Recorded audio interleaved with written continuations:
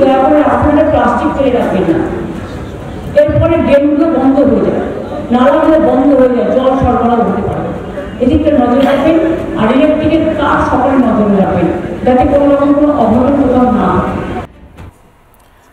মমতা বন্দ্যোপাধ্যায় বলছেন জলের তলায় অনেক সময় খোলা তার থাকে, দেখে শুনে চলুন। আরে ভাই, দেখে শুনে কি চলবো? মরে যাবো তো পা পড়লে, দেখে শুনে কিভাবে চলবো?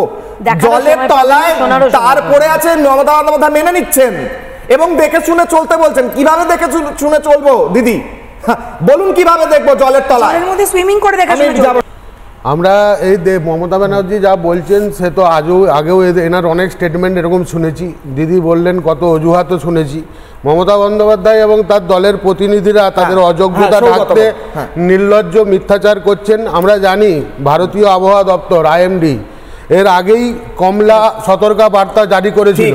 সেই সতর্কবার্তাকে উনি মানেননি, ভেবেছিলেন আবহাওয়াটাও ওনার সুপ্রিম কোর্টের মতো, আদেশটা না মানলেও কিছু হয়তো হবে না। কিন্তু তার ফলে আমাদেরকে দেখতে হলো মানুষ জলমগ্ন রাস্তায় বিদ্যুৎস্পৃষ্ট হয়ে প্রাণ হারালেন, আর শহরের জলমগ্ন রাস্তায় তাদের প্রাণহীন দেহ ভাসছে। এই হৃদয় বিদারক মানুষের দেহ আর কুকুরের দেহ রাস্তার জলে একসাথে ভেসেছে গতকাল। একসাথে আমরা সেই ভাষা দেখেছি, এটাই অত্যন্ত ভাববার বিষয়।